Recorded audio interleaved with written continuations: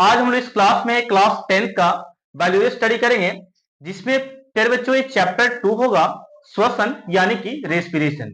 प्यारे बच्चे, सबसे पहले हम लोग इस चैप्टर में ये जानेंगे कि श्वसन क्या है और श्वसन को हम लोग परिभाषित कैसे कर सकते हैं और इसे कितने टाइप में बांटा जा सकता है, उसे मैं डिफाइन करने वाला हूं।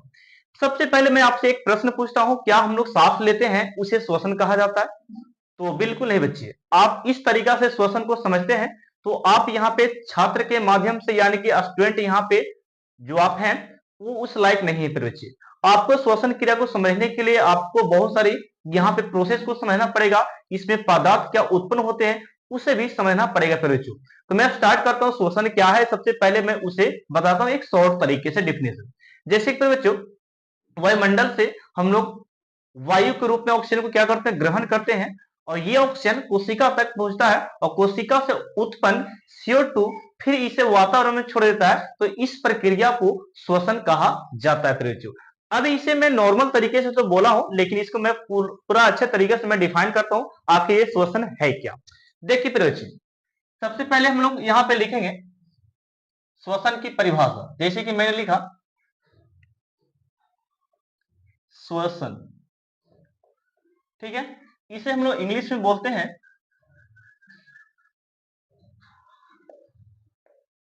रेस्पिरेशन। ये आखिर है क्या? तो मैंने अभी डिफिनेशन दिया, इसका परिभाषा आप लोग लिख सकते हैं, और नहीं तो भारतीय वन बुक है उसमें डिफिनेशन दिया है, लंबा चौड़ा आप याद रख सकते हैं। मैं इसको एक्सप्लेन कर देता हूं, आपको बहुत आसान हो जाएगा। ठीक है, देखिए, तो परिभाषा की बात की थी पर बच्चों, यहां पे मैंने परिभाषा, तो परिभाषा मैंने आपको दे दिया, आप लोग परिभाषा लिख सकते हैं, उसमें कोई दिक्कत नहीं है। ठीक है, शॉर्ट तरीके से मैंने दिया।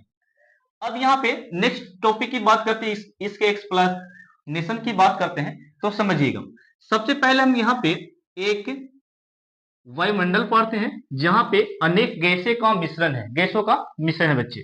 जैसे कि यहाँ पे SO2 सल्फर डाइऑक्साइड और हाइड्रोजन, नाइट्रोजन, और यहाँ पे बात करते हैं तो हमारा ऑक्सीजन, और यहाँ पे बहुत सारी ये सब गैसें हैं। ठीक है, अब ये वायुमंडल में बहुत सारे धूलकण भी हैं, ये भी आपको पता होगा। तो मैं एक एक टॉपिक को यहाँ पे डिफाइन कर रहा हूँ, थोड़ा सा अच्छे से समझ लीजिए ताकि आपको श्वसन चैप्टर में दिक्कत नहीं हो। तो मैंने ये सारे गैस को यहाँ पे लिखा है जो वायुमंडल में उपस्थित है। अब ये बात यहाँ पे आती है सर कि इसमें धूलकण वगैरह भी है। अब यहां से हम लोग क्या करते हैं प्रयोज्य, हम लोग ये करते हैं कि वायु के रूप में प्रयोज्य, वायु के रूप में क्या करते हैं, ऑक्सीजन को यहाँ पे ग्रहण करते हैं। ऐसा नहीं कि सर केवल ऑक्सीजन वायु के रूप में आ रहा है, तो प्यारे बच्चों ये इस वायु के साथ बहुत सारे धूलकण और बहुत सारे गैसेज भी चले आती है, लेकिन हम लोग अधिकतम मात्रा में कहते हैं कि सर हम लोग ग्रहण क्या हो रहा है, तो यहाँ पे बच्चों यहाँ पे क्या ऑक्सीजन हम लोग ले रहे हैं, किसके माध्यम, वायु के द्वारा। ठीक है, चलिए, अब यहाँ पे ये जो आता है हमारा वायुमंडल से चलकर हमारे नाक में पहुंचता है, यानी कि नोज में ये पहुंचा, यहाँ पे नासिका छिद्र में। ठीक है, अब यहां से नाक से ये सीधा चला जाता है कहां पे, तो उस स्थान को हम लोग बोलते हैं प्रयोज्य, उस स्थान को हम लोग फेफड़ा कहते हैं, जो मनुष्य के लेफ्ट एंड राइट है। फेफड़ा दो लाइंस आपका है। ठीक है, चलिए, तो यहां से नाक से कहां पे चलाया, फेफड़ा तक चलाया प्रयोज्य। अब यहाँ पे क्या करता है, तो यहाँ पे ये इसके साथ मिलता है प्रयोज्य, यानी कि ये रक्त जो है आपका फेफड़ा में मिलता है ऑक्सीजन के साथ बच्चे। देखिएगा, ये यहाँ पे चला आ रहा है कौन, तो यहाँ पे चला आ रहा आपका O2 चला रहा है, फेफड़ा में चला गया, तो ये रक्त से यानी कि रक्त से ऑक्सीजन क्या किया, यहाँ पे मिला। फिर बच्चे, तो यहाँ पे आप ऑब्जेक्टिव समझिएगा कि जब रक्त ऑक्सीजन से मिलता है तो इस मिलने की प्रक्रिया को ऑक्सी हीमोग्लोबिन कहा जाता है, जो कि आप लोग लिख लीजिएगा, ऑक्सी हीमोग्लोबिन बच्चे, ऑक्सी ऑक्सी हीमोग्लोबिन, हीमोग्लोबिन, इसे ऑक्सी हीमोग्लोबिन कहा जाता है। कब सर, कब इसको बोलेंगे ऑक्सी हीमोग्लोबिन, तो लिखेगा रक्त एवं ऑक्सीजन के मिलने की क्रिया को ऑक्सी हीमोग्लोबिन कहा जाता है। और ये जो ऑक्सी हीमोग्लोबिन जो रक्त है, इसे पर बच्चों इसे शुद्ध रक्त भी कहा गया है। मैं यहाँ पे पूरा डिफाइन कर ही देता हूं, इसे शुद्ध रक्त कहा गया पर बच्चों, इसे शुद्ध रक्त कहा गया है। और इसमें फिर बच्चों एक बात और मैं बता दूं कि ये जो है ये धमनी के द्वारा फिर बच्चों, ये धमनी नस के द्वारा ये जाता है फिर बच्चों। ओके, चलिए यहां से मैं आपको ये भी बता दिया, धमनी नस, नासिका जिसको बोल सकते नस, ठीक है। तो अब आपको पता हो गया कि सर जी ये जो ऑक्सीहीमोग्लोबिन जो रक्त है यानी कि शुद्ध रक्त जिसे कह रहे हैं, ये धमनी नस के द्वारा यहां से फेफड़ा से चला जाता है बच्चों, यहां पे चला जाता है हृदय में, हृदय में चला आता है। यानी कि फेफड़ा से कहां पे चला गया, हृदय में चला गया, ये वाला ऑक्सीहीमोग्लोबिन रक्त चला गया। अब इसके बारे में थोड़ा सा डिस्कशन करते हैं, तो ये आखिर है क्या। तो इसके बारे में बोला गया कि सर इसे हम लोग बोलते हैं दो नजरिए से, इसे पंपीय अंग कहा गया, पंपीय अंग कहा गया। आखिर क्यों पंपीय अंग कहा गया फिर ये भी जान लीजिए। क्योंकि हमारा जो हृदय है क्या करता है, धड़कता है, यानी कि एक बार में 72 एक मिनट में 72 बार ये धड़कता है बच्चों। तो ये हमारा बोल सकते हैं एक मिनट में बच्चों ये 72 बार क्या करता है, धड़कता है। इसलिए इसे हम लोग क्या बोल रहे हैं बच्चों, इसे पंपीय अंग कहा जाता है। अब ये पंपीय अंग का ऑक्सीजन से लेना देना क्या है, तो मैं बता दूं कि ऑक्सीजन से बहुत अच्छा खासा इसका रिलेशन है। क्योंकि ये वाला रक्त को ये क्या करता है, धक्का मार के शरीर की कोशिका पर बच्चों, कोशिका पहुंचाता, अनेक कोशिका, शरीर के जितना कोशिका है यहां पे इसको क्या करता है, पहुंचा देता है। कौन, तो ये हृदय, हार्ट इसको शरीर कोशिका में पहुंचा देता। कौन सा रक्त को, तो ये ऑक्सीहीमोग्लोबिन रक्त यानी कि O2, और ये जो रक्त है इसको हृदय की कोशिका में बोल सकते हैं, शरीर की कोशिका में पहुंचा देता है। चलिए, तो ये हृदय का काम रहा। इसको और भी बोला जाता है, ये इसके बारे में और बात करता हूं, तो ये कोमल अंग है बच्चों, इसे आप कोमल अंग भी कह सकते हैं और इसे तिकोना भी कह सकते बच्चे, तिकोनीय, ठीक है, तिकोना भी कहा जाता है, तिकोना। चलिए तीन बात आप लोग जान गए कि इसे क्या क्या कहा जाता है। हृदय एक पंपीय अंग है जो एक मिनट में 72 बार क्या करती है, पंप करती है, और ये कोमल अंग है, और ये तिकोना भी होता है। चलिए मैं इस हृदय के बारे में और अच्छे से डिटेल में बताऊंगा, लेकिन अभी इतना जानिए। अब यहाँ पे जो O2 वाला रक्त था कोशिका में चला है बच्चों, तो कोशिका में बोल सकते हैं ऑक्सीजन जब आता है तो यहाँ पे एक पदार्थ रहता है जिसे हम लोग बोलते हैं ग्लूकोस। क्या बच्चों, ग्लूकोस इसे कहते हैं। ये यहाँ पे हमारे कोशिका में मौजूद है, उपस्थित है। जब हम भोजन को ग्रहण किए थे ना, तो ये पदार्थ यहाँ पे क्या हुआ था, बना था, कार्बोहाइड्रेट के रूप में हम लोग को मिला था। अब यहाँ पे जो देखिए बना थी, इससे कार्बोहाइड्रेट मिलता है। तो ये वाला जो पदार्थ हमारे शरीर में भोजन ग्रहण करने के अकॉर्डिंग अनुसार यहाँ पे जो बना था, अब इसका विखंडन होगा, किसके द्वारा विखंडन होगा, तो ये ऑक्सीजन जो आया था, ये ऑक्सीजन जो आया था इसको क्या करेगा, तोड़ेगा, यानी कि विखंडन करेगा बच्चे। यहाँ पे इसको क्या करेगा, विखंडन इसको करेगा। तो इसको तोड़ा, क्या ग्लूकोज को क्या किया, विखंडन किया, पीस से पीस यानी कि तोड़ के धर दिया। तोड़ने से पता चला कि सर विखंडन करने से यहाँ पे 3 तरह के पदार्थ निर्माण होता है। 3 तरह के पदार्थ क्या होता, निर्माण होता। पहले की बात करते हैं, तो पहला यहाँ पे मैं लिखता हूं CO2 है, जिसे हम लोग कार्बन डाइऑक्साइड कहते हैं। और यह जो एक तरह का गैस है बच्चों, यह क्या है, एक तरह का एक गैस है। क्या है, एक तरह क्या हो गया, ये गैस है। आगे बढ़े थोड़ा सा। अब यहाँ पे बात ये है, सवाल उठता है कि सर विखंडन, इसका विखंडन, इसको टूटने से और सारे पदार्थ भी बनेंगे, तो बिल्कुल बच्चे और सारे पदार्थ बनेंगे। जब देखिएगा यहाँ पे H2O की मात्रा भी, जल की मात्रा भी, द्रव की मात्रा भी बनेगी थोड़ा थोड़ा। और यहाँ पे हम लोग को इसके अकॉर्डिंग एनर्जी भी प्राप्त होगी बच्चों। क्या होगा, एनर्जी भी प्राप्त होगी। अब यहाँ पे एक टूटा कौन सा पदार्थ, उसको भी जरा देख लीजिए। तो यहाँ पे ग्लूकोज का मैं सूत्र लिख देता हूं, यहाँ पे देखिएगा C6 और H12O6 पर बच्चों, इसका क्या हुआ, विखंडन हुआ। इसका क्या हुआ, विखंडन हुआ। जब इसका विखंडन हुआ तो 3 पदार्थ रिलीज हुआ। और ये जो देखिएगा, ये जो हमारा H2O है, इसे हम लोग फिर बच्चों रख लेंगे, और एनर्जी को भी हम लोग रख लेंगे। लेकिन फिर बच्चों ये जो CO2 है, इसको हम लोग क्या करेंगे, शरीर के कोशिका से जो उत्पन्न हुआ था CO2, इसको क्या करेंगे, बाहर कर देंगे। ओके, चलिए तो अब यहाँ पे क्या करते हैं, यहाँ पे एक हानिकारक पदार्थ मेरा उत्पन्न हो चुका है CO2। ये हानिकारक है बच्चे, इसे क्या बोलेंगे, हानिकारक। ये हानिकारक पदार्थ कोशिका से उत्पन्न हो गया। ठीक है। तो इसको क्या करना हम लोग को, ये शरीर कोशिका में जो है इसको एक नस के द्वारा, यानी कि ये CO2 जो है ये फिर मिलेगा किससे, ये मिलेगा आपको रक्त से बच्चे, ये रक्त से मिलेगा CO2, किससे मिलेगा, रक्त प्लस CO2। अब यहाँ पे बात जरा देखिए, ये हानिकारक पदार्थ जो CO2 उत्पन्न हुए कोशिका से, ये मिला फिर किससे, रक्त से, और इस मिलने की क्रिया को हम लोग बोलते हैं कार्बोक्सी हीमोग्लोबिन। क्या बोलते हैं, कार्बोक्सी, कार्बोक्सी हीमोग्लोबिन, ग्लोबिन बच्चे, कार्बोक्सी हीमोग्लोबिन, इसको हम लोग क्या बोलते हैं, कार्बोक्सी हीमोग्लोबिन कहते हैं। यानी कि रक्त को और CO2 का मिलने की क्रिया को हम लोग क्या बोलते हैं, कार्बोक्सी हीमोग्लोबिन। आखिर में ये रक्त अशुद्ध बोला गया बच्चे, इस रक्त को हम लोग क्या बोलते हैं, ये वाला रक्त को हम लोग अशुद्ध बोलते हैं। क्या बोलते हैं, अशुद्ध पे बच्चों। याद रखिए मैं एक एक ऑब्जेक्टिव को यहाँ पे तोड़ रहा हूं, ठीक है ना, इसे अशुद्ध रक्त कहा जाता है। ठीक है, तो देखिए मैं फिर से थोड़ा सा रिपीट करता हूं, ये रक्त और CO2 का मिलना यहाँ पे क्या कहता है, कार्बोक्सी हीमोग्लोबिन कहलाती है, लेकिन इसे अशुद्ध रक्त कहा गया।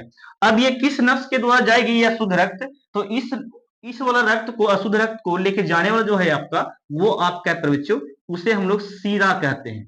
सीरा नस के द्वारा, सीरा नस के द्वारा ये क्या करेगा, ये प्यारे बच्चे, ये हमारा सीरा नस के द्वारा ये हृदय से होते हुए, इस अंग से होते हुए, फेफड़ा से होते हुए सीधा फिर कहां चलाएगा, वातावरण में, यानी कि ये नस लेकर जाएगा फिर बच्चों, ये नस, ठीक है ना, किस वाला रक्त को लेकर जाएगा, अशुद्ध रक्त। अशुद्ध रक्त कहने का मतलब क्या, CO2 और प्लस में ये वाला रक्त, ठीक है। तो ये बोल सकते हैं यहां तक जाके, फेफड़ा तक जाके रक्त फेफड़ा तक रुक जाता है, लेकिन CO2 यहां से फिर क्या करता है, CO2 यहां से फिर क्या करता है, ये वायुमंडल में यहाँ पे चला जाता है। तो इस तरीका से हम लोग समझे कि ये बड़ा प्रोसेस हम लोग में हो रहा है श्वसन के द्वारा, जो हम लोग इस पूरे प्रक्रिया को श्वसन कहते हैं। फिर बहुत सारे ऑब्जेक्टिव मैंने यहाँ पे डिफाइन करके धर दिया, आप लोग को शायद थोड़ा सा अनुमान होगा कि कौन सा नस गया, कौन सा नस नहीं गया, ये सारा डिफाइन मैं करूंगा, लेकिन मैं फिर थोड़ा सा रिपीट कर देता हूं जो मेन इंपोर्टेंट है, कि यहाँ पे CO2 और ऑक्सीजन के मिलने की क्रिया को याद रखना, ऑक्सी हीमोग्लोबिन कहा जाता है, और इसे शुद्ध रक्त भी कहते हैं। फिर ये वाला क्या होता है, शुद्ध रक्त, और ये धमनी नस के द्वारा जाता है, ठीक है, धमनी नस के द्वारा क्या जाता है। अब यहाँ पे रक्त के माध्यम से कौन जाएगा, ऑक्सीजन जाता है बच्चे, ओके। अब यहां से कोशिका की बात करते हैं, ये विखंडन तो ये समझ गए हैं। अब यहाँ पे बात करते हैं, तो ये जो CO2 था हानिकारक पदार्थ, ये CO2 रक्त के साथ मिला, इस मिलने की क्रिया क्या बोले, कार्बोक्सी हीमोग्लोबिन, और इसे अशुद्ध रक्त कहा गया। ये वाला शुद्ध रक्त को परिवहन कौन करवाएगा, तो ये सीरा नस करवाएगा, जो कि यहाँ पे कोशिका से फिर इसको क्या किया जाएगा, हृदय से होते हुए फेफड़ा में रक्त रुकेगा, और फिर CO2 क्या करेगा, बाहर वातावरण में चला जाएगा। तो इस पूरा प्रक्रिया को हम लोग क्या बोलते हैं, श्वसन कहते हैं। फिर ओके, इसे स्क्रीनशॉट एक बार लो, मैं आगे प्रोसेस में बढ़ता हूं, ठीक है।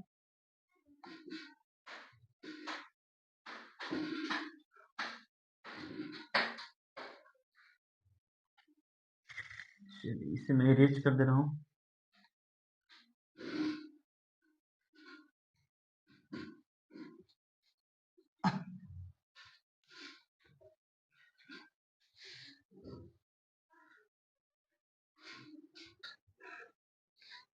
तो बच्चों अब हम लोग इस स्लाइड में श्वसन के कुछ प्रकार के बारे में, उसके वर्गीकरण के बारे में स्टडी करने वाले हैं। तो बच्चों इस टाइप से आप लोग क्लास 10th में, या आप बोल सकते हैं और कोई टीचर से या और क्लासेस देखे होंगे या ट्यूशन में पढ़े होंगे, लेकिन फिर बच्चों मैं यहाँ पे एक्स्ट्रा ही कुछ बताने वाला हूँ, जो कि आपके एग्जाम में से देखा है तो वेरी वेरी इंपॉर्टेंट है, कुछ महत्वपूर्ण होने वाली है। तो इसलिए इस वीडियो को थोड़ा सा आप लोग क्या कीजिए, शेयर भी करना पे बच्चों, ताकि और बच्चों को हेल्प हो पाए, ठीक है। इस तरीका के आप लोग को स्टडी नहीं हो पाएगा आपके क्लासेस में, बोल सकते हैं ट्यूशन में। तो मैं चाहता हूं कि आप लोग फ्री डिफाइन से अच्छी तरीके से ऑब्जेक्टिव समझें और एक एक नोट्स करते चलें, ठीक है ना। चलिए मैं सबसे पहले बात करता हूं श्वसन की। श्वसन मैंने समझा दिया था, डिफिनेशन क्या होती है, और फुल मैंने एक्सप्लेन कर दिया है पीछे के स्लाइड में। अब यहाँ पे श्वसन, यहाँ पे देखते हैं वर्गीकरण की बात करते हैं, तो इसे दो भाग में हम लोग डिवाइड करेंगे। पहला आपका बाह्य श्वसन होता है मनुष्य के शरीर में, और दूसरा क्या होता है, अंतः श्वसन भी होता है। आखिर में ये क्या है, तो यहाँ पे समझिएगा, बाह्य श्वसन आप उसे बोल सकते हैं जिसे हम लोग एक्सटर्नल रेस्पिरेशन कहते हैं।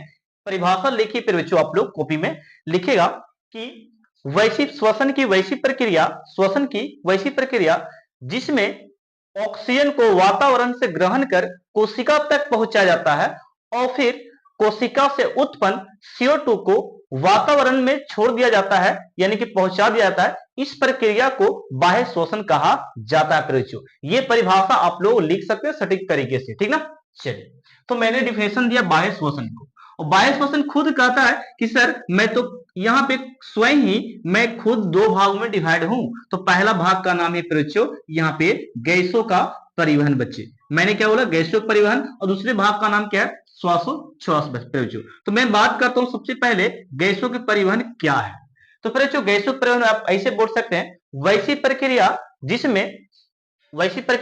जिसमें ऑक्सीजन को कोशिका तक पहुंचाया जाता है और CO2 को वहां से फिर बाहर निकाल दिया जाता है। तो ऐसे हम लोग बोलेंगे, इस प्रक्रिया को क्या बोलने वाले हैं, गैसों का परिवहन क्या है प्रियो। मैं फिर से रिपीट करता हूं, वैसी प्रक्रिया जिसमें ऑक्सीजन को कोशिका तक पहुंचाई जाती है और कोशिका से उत्पन्न CO2 को फिर वातावरण में छोड़ दी जाती है, तो इस प्रक्रिया को गैसों का परिवहन कहा जाता है प्रियो। तो ये डिफिनेशन मिलता जुलता है, लेकिन कोई बात नहीं, आप लोग इसी तरीका से लिखेंगे, ठीक ना, ऑक्सीजन और CO2 करके लिखना है। चलिए, परिभाषा इसका भी डन हो गया। अब आते हैं श्वासोच्छ्वास प्रियो, ये आखिर क्या है। तो मैं बता दूं, इस टॉपिक को मैं यहाँ पे बोल कर रहा हूं, ये आपके एग्जाम में देखा जाए तो ये VVI भी है और इससे ऑब्जेक्टिव बनने के चांसेस है। जैसे कि मैं श्वास की बात करता हूं, तो ये आखिर है क्या।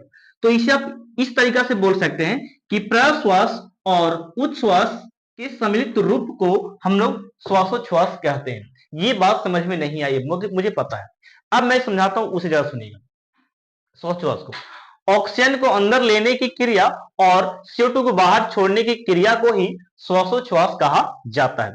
आप लोग समझ गए इतना, दो तरीका से आप लिख सकते हैं। मैंने क्या बोला, ऑक्सीजन को अंदर लेना और CO2 को बाहर छोड़ने की क्रिया को हम लोग श्वासोच्छ्वास कहते हैं प्रियो। या ऐसे शुद्ध तरीके से लिख सकते हैं कि ऑक्सीजन को कोशिका तक पहुंचाने की क्रिया और कोशिका से उत्पन्न CO2 को उसे बाहर निकालने की क्रिया को हम लोग क्या बोलते हैं, श्वासोच्छ्वास कहते हैं प्रियो। तो ये आप कई तरीका से डिफिनेशन लिख सकते हैं। तो ये श्वासोच्छ्वास का डिफिनेशन था, लिख लीजिएगा।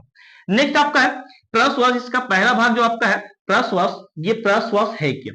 तो प्रश्वास आप उसे बोल सकते हैं प्रियो, जब हम लोग ऑक्सीजन को वातावरण से अंदर लेते हैं तो इस क्रिया को प्रश्वास कहा जाता है। ये आप लोग याद रखिए। इसे फिर बच्चों इंग्लिश में हम लोग कहते हैं इंस्पिरेशन, इसे इंग्लिश में कहा जाता है। और इसके दूसरे भाग को हम लोग बोलते हैं उच्छ्वास, और इसे इंग्लिश में एक्सपीरेशन कहा जाता है। ये आखिर है क्या, तो लिख सकते हैं वैसा प्रक्रिया या वह क्रिया जिसमें CO2 को वातावरण में छोड़ दिया जाता है, उस क्रिया को उच्छ्वास कहते हैं प्रियो। मैंने क्या बोला, वैसा क्रिया या वह क्रिया जिसमें CO2 को वातावरण में छोड़ दिया जाता है, उसे उच्छ्वास कहा जाता है। तो ये था डिफिनेशन, दोनों का लिख लीजिएगा। अब हम लोग आगे बढ़ते हैं, अंतःश्वसन है क्या। तो देखिए, अंतःश्वसन किसे बोल सकते, तो ऐसे लिख सकते प्रियो, वैसी प्रक्रिया जिसमें शरीर की कोशिका में ग्लूकोज का विखंडन होता है और वहां से उत्पन्न CO2 और ATP और ऊर्जा, जल इत्यादि का निर्माण होता है, और उसमें से हानिकारक पदार्थ को CO2 को वहां से बाहर वातावरण में छोड़ दिया जाता है। तो इस प्रक्रिया को हम लोग बोलते हैं अंतःश्वसन प्रियो, और ये शरीर की कोशिका में होती है। ये आप लोग याद रखिएगा। ओके, चलिए लिख लीजिएगा रुक रुक के वीडियो, ठीक ना। चलिए आगे बढ़ते हैं। ये मैंने अंतःश्वसन मैंने दे दिया प्रियो डिफिनेशन। अब बात आती है वायवीय श्वसन, और जिसे हम लोग इंग्लिश में ऑक्सी या इसका दूसरा नाम बोल सकते हैं ऑक्सी श्वसन कहा जाता है। वायवीय श्वसन बोलिए या ऑक्सी श्वसन इसका दूसरा नाम है। ये क्या कहता है, तो ये कहता है प्रियो वैसा श्वसन जो ऑक्सीजन की उपस्थिति में होता है। किसकी उपस्थिति में, ऑक्सीजन की उपस्थिति में होता है, उसे वायवीय श्वसन कहा जाता है। ये इसकी परिभाषा थी प्रियो। अब हम लोग आगे के टॉपिक में चलते हैं। ये वायवीय हो गया। अब यहाँ पे अवायवीय श्वसन को समझ लेते हैं थोड़ा सा, ये आखिर है क्या। तो ऐसे बोल सकते हैं इसको, वैसा श्वसन या वह श्वसन जो ऑक्सीजन की अनुपस्थिति में प्रियो, ऑक्सीजन की अनुपस्थिति में होता है, उसे अवायवीय श्वसन कहते हैं प्रियो। क्या बोलते हैं, उसे अवायवीय श्वसन कहा जाता है। तो लिख सकते हैं जो ऑक्सीजन की उपस्थिति में हो उसे वायवीय शोषण कहते हैं, और जो ऑक्सीजन की अनुपस्थिति में हो, अनुपस्थिति में, उसे अवायवीय या अनॉक्सिक शोषण कहा जाता है। तो ये स्लाइड आपको कैसा लगा, समझ में आया होगा। और मैं इसको, ये दोनों को फिर से मैं अंतर लेने वाला हूं, इसका भी अंतर मैं बताऊंगा, बशर्ते कि अभी इसका अंतर मैं बताने वाला हूं। ठीक है, इससे आप स्क्रीनशॉट ले सकते हैं, मैं अगले स्लाइड में लेकर चलता हूं।